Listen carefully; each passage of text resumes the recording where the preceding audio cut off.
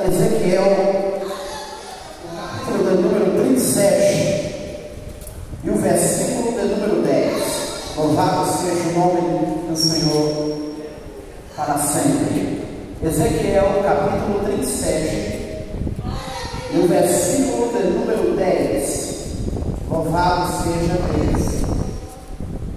Vamos, nesta noite, meditar em uma palavra de milagre e de vitória de Deus para a nossa vida e nosso coração, amém?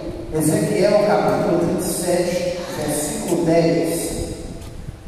Louvado seja Deus. No título do capítulo 27 está dizendo: a visão de um vale de ossos secos. Ezequiel, capítulo 27, versículo 10,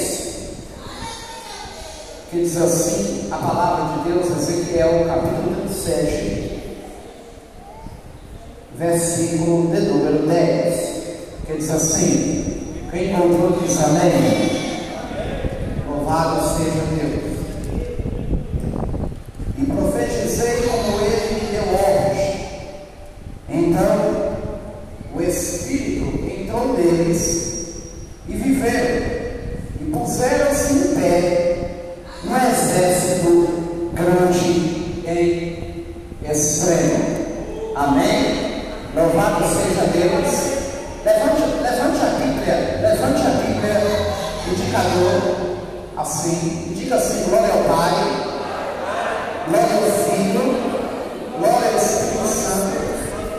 Mas graças a Deus que já nos deu vitória por nosso Senhor, Salvador, Jesus Cristo. Amém? Podemos sentar e exaltar Jesus, que é digno de toda honra e de toda glória. A Ele é receber toda a adoração. Louvado seja o nome do Senhor Jesus. Vitória. Falar sobre vitória também é falar sobre milagre. E o milagre, ele acontece muitas das vezes para que através desse milagre haja avivamento. O avivamento nem sempre está somente em alguns certos movimentos que podem ocorrer através de uma operação do Espírito Santo. O avivamento, ele está em vários moveres que pode acontecer na vida do cristão, na vida do crente. O milagre, Jesus disse que o milagre vem para quebrantar o coração. Jesus, uma certa feita, ele vai dizer que se não houvesse milagres, tão somente não creriam. Então, para que eles pudessem crer, era necessário que acontecesse milagre. De todos os milagres em que a Bíblia Sagrada, a palavra de Deus, ela vai nos escrever, vai nos mostrar. Eu quero nessa noite citar uma passagem da Bíblia Sagrada, uma história em que um profeta está na Babilônia, está cativeiro, estava ali cativo, ali trabalhava na beira do rio, junto com aqueles homens ali, escravos, que foram levados para a Babilônia, nas deportações que houve ali. Nós sabemos bem que houve 4 deportações para a Babilônia. De todas essas deportações que houve, foram levados homens de Deus e mulheres de Deus para lá. Foram levados homens como Daniel, como Misael, Ananias, Azarias, homens como Mardoqueu, mulheres também, assim como Esther. A Bíblia é recheada de histórias que marcaram gerações. e a fé no coração da vida cristã.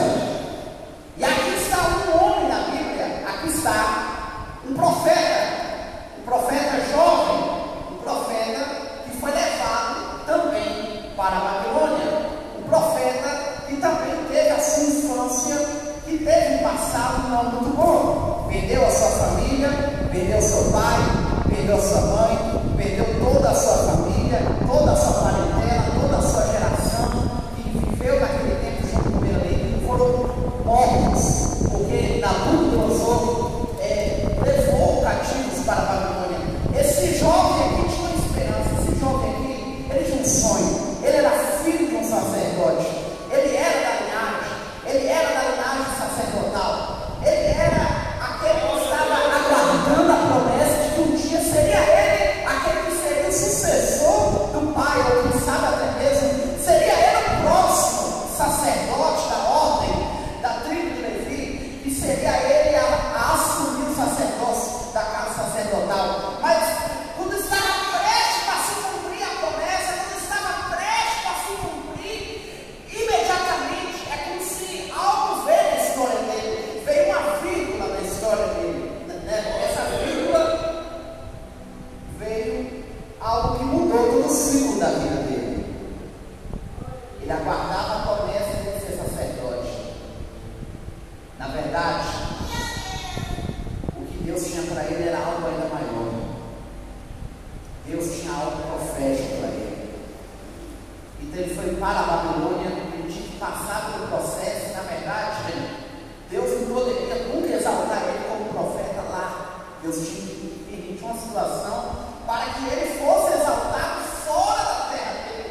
Ele tinha que ser exaltado fora da onde ele era, da onde ele foi criado, da onde ele cresceu. É necessário que Deus fizesse uma reviravolta na vida dele, que Deus fizesse uma reviravolta na história dele, que Deus mudasse a história, mudasse a página.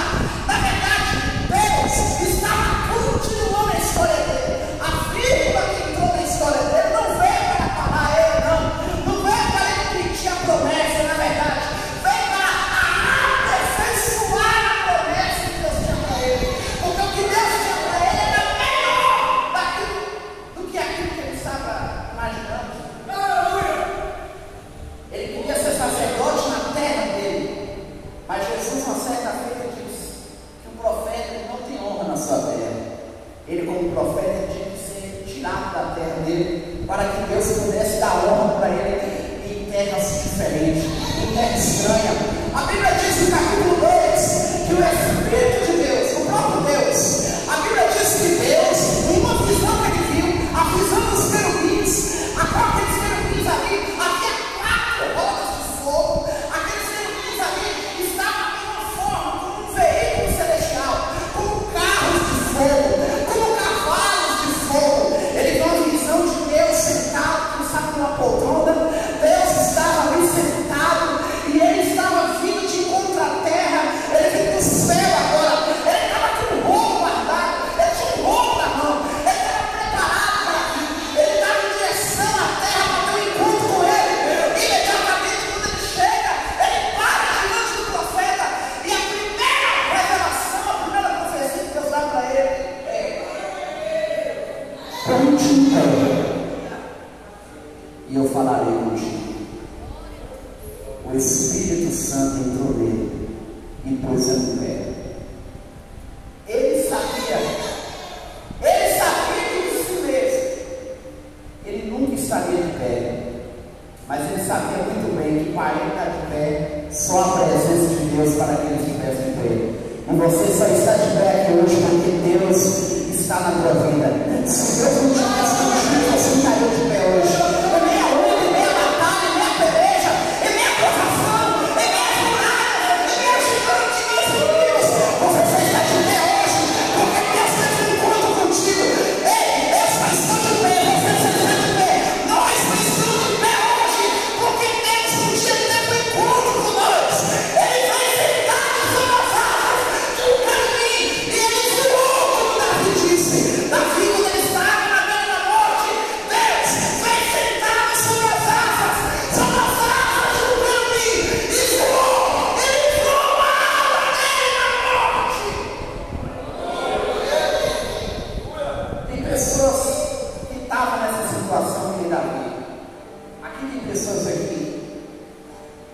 E se não fosse Deus na tua vida, se Deus não tivesse tido um encontro contigo, você estaria ainda no leito daquela cama ainda até hoje. Ou até mesmo não estaria mais de pé, não estaria vivo. Mas sabe por que você está de pé? Porque Deus olhou para você de um modo especial. Você é diferente. Não, você não é diferente por fora. Você é diferente por dentro.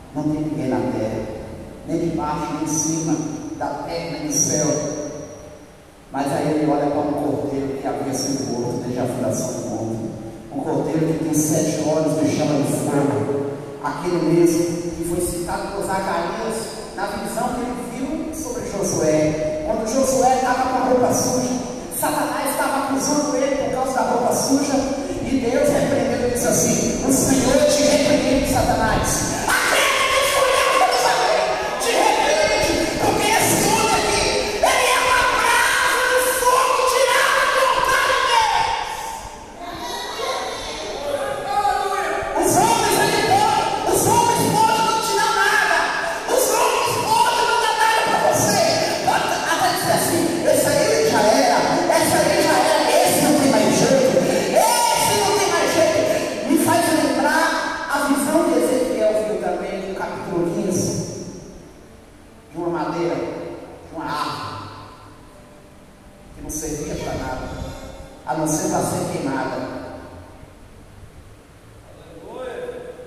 aquela madeira não servia para nada. Sabe o que me chama a atenção? Na história de Israel, na jornada da terra prometida, do deserto, 40 anos, Israel estava necessitado da presença de Deus. E Moisés, ele precisava de algo para fazer a arca da aliança. Ele precisava de uma madeira. Havia uma madeira que era difícil, uma madeira de sentir. Essa madeira era muito difícil de ser cortada. Algo que os homens não davam nada, falavam assim: essa árvore aqui é dura, é ruim, não serve para a obra, nunca será tirada daqui, nunca vai sair dessa situação, nunca vai ser cortada, de tão dura que é, de tão ruim que é de ser cortada. De repente, a madeira que parecia ser a mais difícil, a mais ruim de ser cortada, foi usada na confecção para fazer a arca da aliança, foi usada para representar a presença de Deus. Ela foi totalmente coberta de ouro e ela estava representada pela arca da aliança. Nela havia o peitoral, nela havia a propiciação, havia ali os querubins da glória. Dentro daquela arca ali havia o vaso do maná, havia a tábua dos 10 mandamentos, havia a vara de Arão que florescia e soltava fruto porque estava ali naquela arca ali. Olha a honra que Deus deu, algo que ninguém dava nada, algo que ninguém quis dizer assim: esse aí não tem mais jeito, esse aí não serve para mais nada. De repente, olha o que acontece: aquela árvore imediatamente ela foi cortada de forma inexplicável e ela foi usada para representar a arca, para representar a presença de Deus, para representar o evangelho ser levado a todo mundo. É desse jeito que Deus faz. Deus pega aquele que ninguém dá nada, Deus pega aquele que está lá no mundo, que sabe até mesmo o diabo diz assim: esse não tem mais jeito, esse não tem mais jeito, esse vai morrer, esse vai morrer, esse vai ser prostrado, esse vai ser prostrado. De repente, Deus ele pega mais do mundo, Deus ele pega mais do mundo que ninguém dá nada, e levanta, e exalta, coloca de pé, para mostrar para o homem que ele é Deus e ele faz como o homem não é capaz de fazer.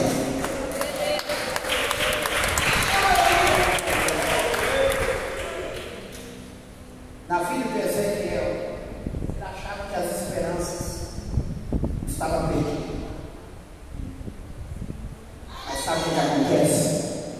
De repente, Deus havia chamado ele para ser uma atalaia da casa de Israel. E ele tinha que avisar o povo de uma guerra que estava para vir. E agora, o Espírito de Deus pega ele e leva ele a um vale de ossos secos, cheio de ossos, espalhados em volta do vale. Perto do vale havia uma montanha. No capítulo 36, ele tem uma profecia sobre a montanha de Seir, que é o lugar onde o irmão de Israel, chamado Edom, estava. Houve uma guerra entre irmãos. E nessa guerra houve uma tragédia. Israel morre. Israel é vencida.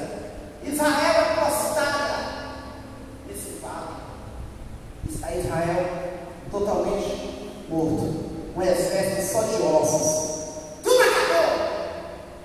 Imagine, olha a situação. Olha só o que Deus é capaz de fazer.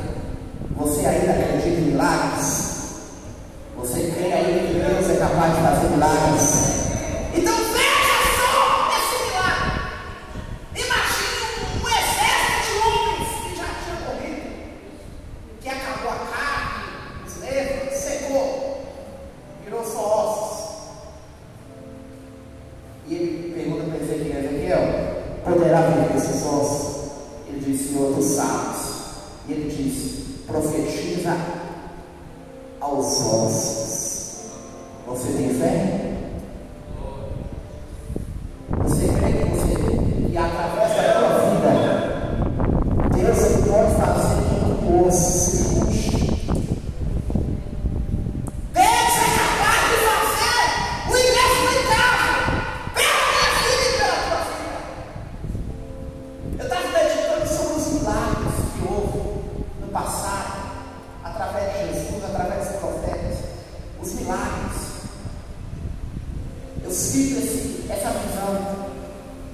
Sabe por quê?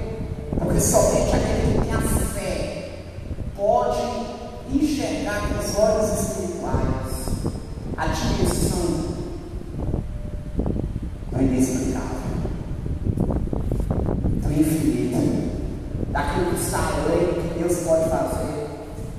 Então ele chega para os ossos, ele profetiza e diz assim: ouve a palavra de Deus. É como se ele está dizendo assim: o osso da perna junta com o osso do pé, osso do dedo junta com o osso do pé, osso da perna junta com o joelho, vai fazendo as juntas, vai se juntando. Ouve a palavra de Deus que está dizendo: ajunta-se, levante-se, e imediatamente houve um barulho, houve um som. Sabe o que me chama a atenção? Aconteceu no dia de Pentecoste. Todos estavam reunidos no mesmo lugar. De repente aparece um som. O Espírito Santo, ele não vem em forma de um vento. Nesse dia não. Nesse dia não foi através de um vento. Nesse dia ele veio através de um som. Sabe por quê? Porque ele estava querendo trazer um avivamento. E esse avivamento espiritual que está querendo trazer era um avivamento que pudesse trazer uma junção de pessoas, para que pessoas voltassem, se ajuntassem, se unissem, para que Deus pudesse levantar um exército para uma nova guerra, para uma nova batalha, para uma vitória, para um tempo de vitória que estava para chegar naqueles dias.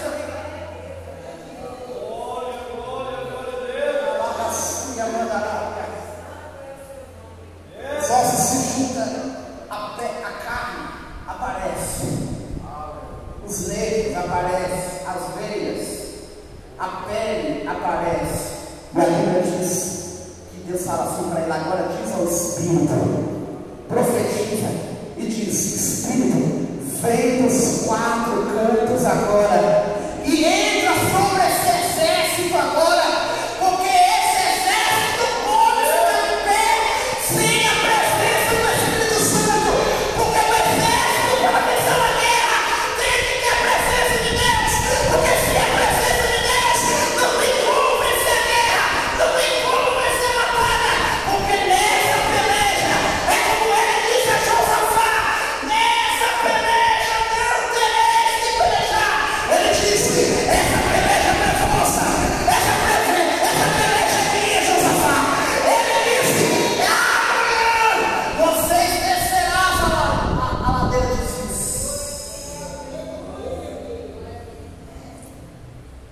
E aconteceu. Josafá desesperou quando soube da notícia que as nações além do mar estavam vendo tudo em redor de Israel, de Judá. Ele se desesperou. Imediatamente ele apregou um jejum no meio do povo, uma oração. Ele levanta, ele vai para dentro da igreja, ele vai para dentro da casa de Deus e começa a clamar, começa a orar. Ele chama a congregação, ele chama os levitas, ele chama os sacerdotes, ele chama os cantores, ele chama todos agora que tinham função de adoração, e começa a cantar, começa a gritar. Ele começa a animar aquele povo, dizer: canta, grita, se alegra. Agora é tempo de nós clamar, é tempo de gritar. Sabe por quê? Porque tem guerra que você não vence ela com espada, existe guerra que você não vence ela com lança, você não vence ela com escudo. Deus está falando nessa noite que essa guerra, Deus ele peleja lá por ti, mas Deus ele vai trocar as suas armas.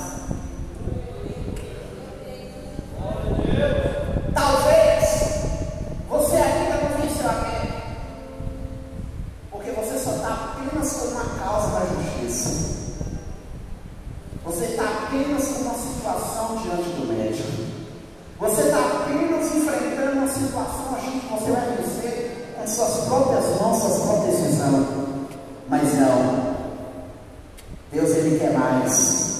Na verdade, Ele quer trocar suas armas. Deus, olha que interessante, de todas as histórias na Bíblia Sagrada, essa história é uma das que mais me chama a atenção, sabe por quê? Porque em todas as guerras que teve em Israel, foi a guerra que mais ficou marcada na história de Judá, que nunca foi esquecida. Um povo que venceu os inimigos apenas orando, apenas cantando, apenas clamando, apenas pregando.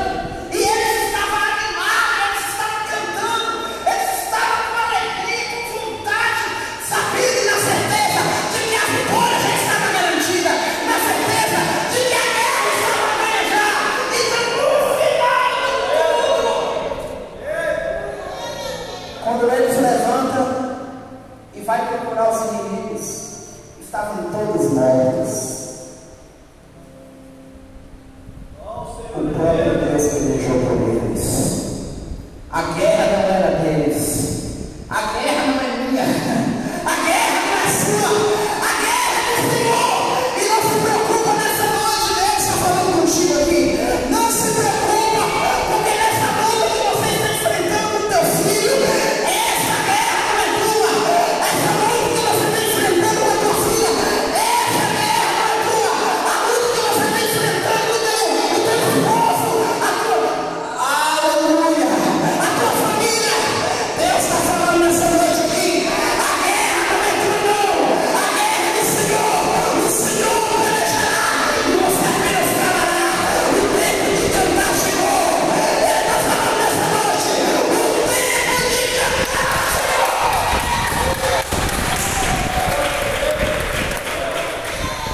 A palavra sua manda nada. Para concluir aqui agora, Ezequias estava doente, enfrentando uma situação de crise, uma situação difícil sobre a nação de Judá. Havia um inimigo chamado Senaqueribe, com todo o exército, cercou Judá, trancou tudo, não houve prosperidade mais nada. A nação chegou numa situação tão difícil que homens começou a se alimentar dos seus próprios excrementos. A pobreza, a miséria entrou sobre Judá, e uma doença havia cometido a vida de Ezequias. Imediatamente, parece que é nessa hora que o inimigo aparece, e é nessa hora que o inimigo chega para falar bem assim para mim, para você: ó, você vai morrer. O teu Deus